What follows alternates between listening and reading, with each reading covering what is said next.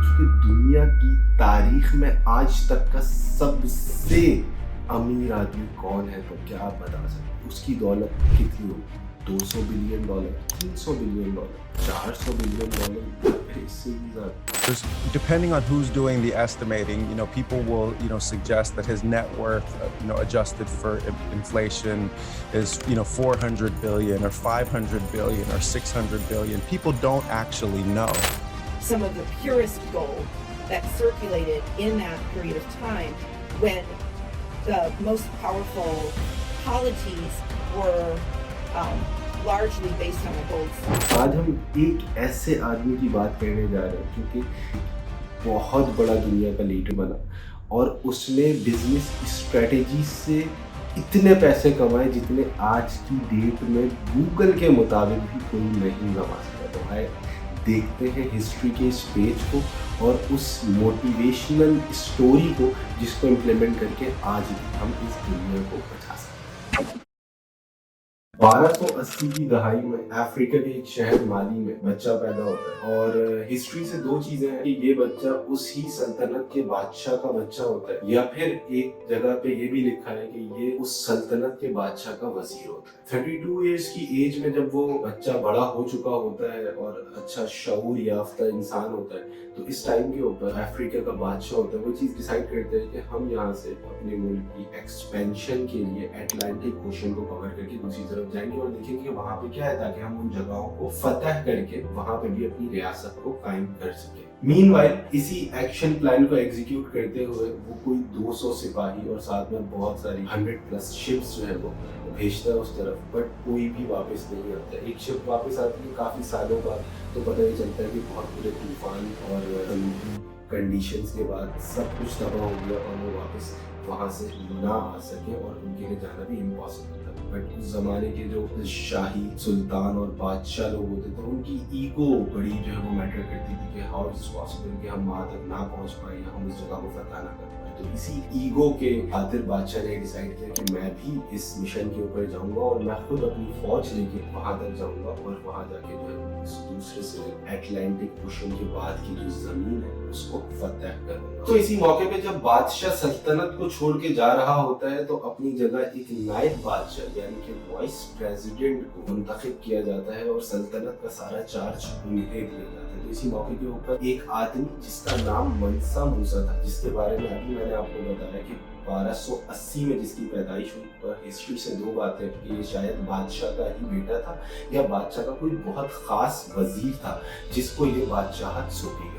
बादशाह साहब निकल गए अपनी मुल्क की अपनी कौम की एक्सपेंशन के लिए अपनी फौज के साथ एक तरीके से जंग पे, और जंग पे निकलने के बाद बादशाह आहिस्ता आहिस्ता तमाम उस दौर के अंदर कोई कांटेक्ट का ना सेल फोन ना इस तरह की कोई चीज कम्युनिकेशन की नहीं होती थी जिससे हम कम्युनिकेट कर सके। तो बादशाह की तरफ से कोई पैगाम या कोई भी बंदा यहाँ तक रियासत तक नहीं आया जो कि अपडेट दे सका। महीने गुजर गए, दिन गुजर गए, साल गुजर गए और इस तरीके से बादशाह को लोग भूलना शुरू हो गए। मगर यहाँ पे जो नायब सदर था जिसका नाम मंशा मूसा जो कि उस रियासत का दूसरा बादशाह बना, इस आदमी ने ऐसी स्ट्रेटेजीज बनाई, इस आदमी ने ऐसा निजाम मुल्क में बनाया और उसी सोच के साथ कि किस तरीके से हम अपने मुल्क को एम्पावर कर सके। बादशाह साहब ने मुल्क को लोगों को एम्पावर करने के लिए एक्सपेंड करने के लिए और वो वापस ना आए तो इस टाइम तक आपके पास दो चीजें थी कि आप एज इट इज उस सिस्टम को रन करते और आफ्टर अ सर्टेन टाइम आप जो है वो उसमें से करप्शन करके उसको खा के और अपने तरीके से अय्याशियां करके निकल सकते थे। बट इसी टाइम को अपॉर्चुनिटी बना के मंशा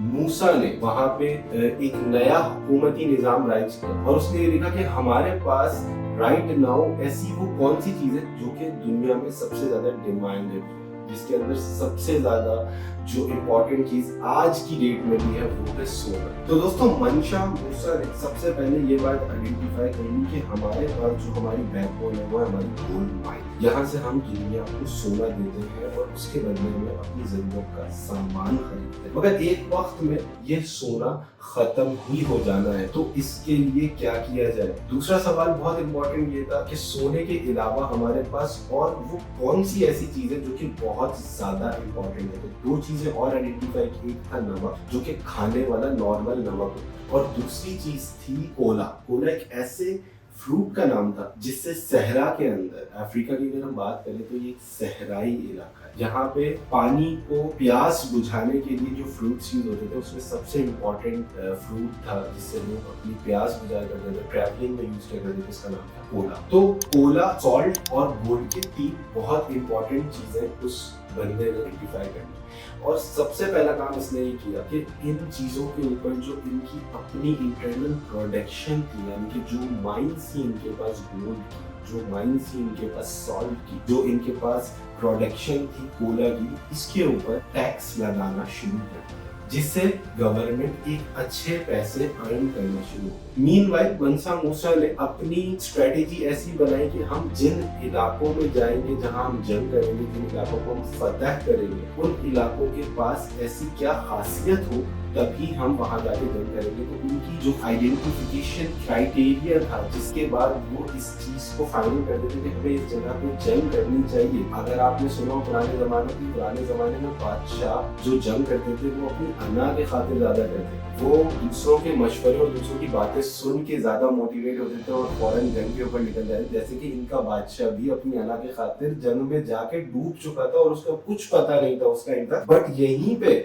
उसी सल्तनत का दूसरा सुल्तान बिजनेस पॉइंट ऑफ व्यू से गैप आइडेंटिफाई करके आगे बढ़ रहा था, और इसने उन जगहों पे, उन लोकेशंस पे हाथ डाला जहां पे सोना, सॉल्ट और कोला मौजूद, और उसके बाद जनाब दुनिया में एक नई हिस्ट्री कायम की गई।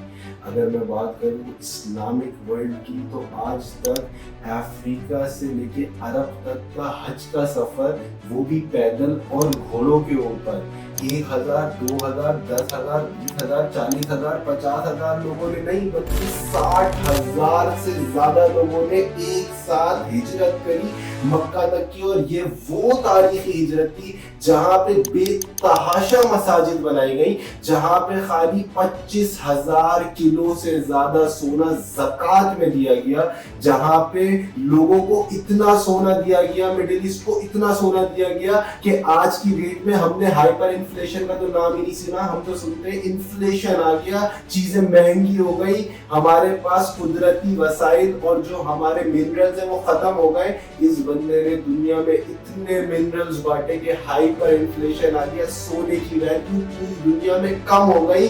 दुबई और सऊदी जैसे मिडिल ईस्ट कंट्रीज इनसे ज़कात वाला सोना लेके अमीर हो चुके। तो दोस्तों यहाँ तक की कहानी सुनने के बाद अब आपको ये बात तो समझ आ गई होगी कि आखिर इस स्कूल फॉर एंटरप्रेन्योर्स के इस प्लेटफॉर्म से हमने ये स्टोरी टेलिंग क्यों की। दोस्तों एक सक्सेसफुल एंटरप्रेन्योर के लिए, एक सक्सेसफुल बिजनेसमैन के लिए कुछ बातें बहुत जरूरी है। अगर आप जरूरत को और जरूरत वक्त को गेज कर जाए, एस्टिमेट कर जाए, जिसको हम डिफरेंट लैंग्वेजेस में कहते हैं, जिसको हम अपॉर्चुनिटी भी कहते हैं, जिसको हम मार्केट गैप भी कहते हैं, अगर आप उसको आइडेंटिफाई कर लें तो आपको सक्सेस करने से कोई रोक नहीं सकता।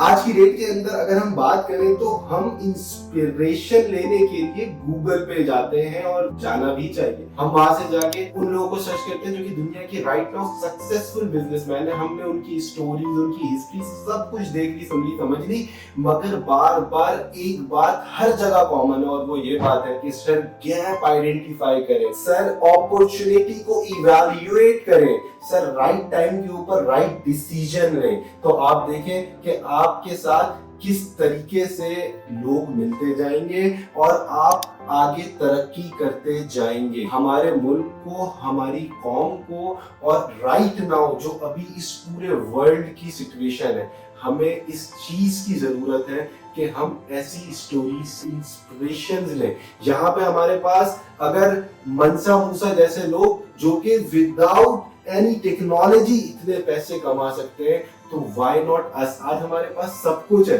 मतलब हमारे पास एआई ने तो अब चैट जीपीटी भी दे दिया और इसकी तरह के पता नहीं कितने बॉट्स दे दिए। हमारा काम बिल्कुल आसान हो चुका है, मगर फिर भी अगर हम काम नहीं करेंगे, अगर हम इस मार्केट के अंदर बात करते हैं, तो अक्सर लोग मेरी इस वीडियो को देख के बोलेंगे कि सर मार्केट गैप तो खत्म हो गया, अब तो कुछ है ही नहीं मार्केट के अंदर, हम किस चीज पे काम करें। जिसको देखे हर तरफ काम कर रहा है। एक बात याद रखिएगा कि दुनिया में हर दौर में आपको ऐसा लगेगा कि तमाम चीजें ऑलरेडी की जा चुकी है, अब तो कुछ नया करने की नीड नहीं है। मगर आप ये देखें कि आप किस जगह पे रहते हैं, आप किस शहर में रहते हैं, आप किस इलाके में रहते हैं। क्या पता आपके छोटे से बर्गर का ठिया आपको KFC जैसे बिग जाइंट तक ले जाए। क्या पता आपको एक छोटा सा स्टार्टअप उबर जैसा पूरी दुनिया का सबसे बड़ा स्टार्टअप बन जाए। क्या पता आपको एक छोटी सी ऐप फूड पांडा जैसी सबसे बड़ी ऐप बन के पाकिस्तान में सामने आए। आपको नहीं पता कि एक छोटा सा ई-कॉमर्स अलीबाबा दुनिया का सबसे बड़ा ई-कॉमर्स बन जाएगा। इस तरीके से मार्केट में बहुत सारे गैप्स हैं जिनको हमें फुलफिल करना है, स्पेशली स्टूडेंट जो कि पाकिस्तान में, अगर हम बात करें कराची की, स्पेशली पाकिस्तान की, सर बहुत काम होना बाकी है। तो आज से हम शुरू करेंगे अपॉर्चुनिटीज को इवैल्यूएट करना, आइडियाज जनरेट करने की जरूरत नहीं है। मैं बार बार ये कहता हूँ, हमें अपनी गैप्स पे काम करना पड़ेगा। हर प्रोडक्ट के अंदर एक छोटी सी वैल्यू एडिशन करके एक नई प्रोडक्ट बनाई जा सकती है। इतनी बात समझ आ गई, बहुत अच्छा है। अगर अभी भी नहीं समझ आता कि क्या करूं, तो आपने सिर्फ ये करना है कि हमारे चैनल को सब्सक्राइब करना है, ताकि हम आपको बताएं कि आपने क्या करना है और किस आइडिया पे आपने काम करना है। मिलते हैं एक और अच्छी वीडियो के अंदर।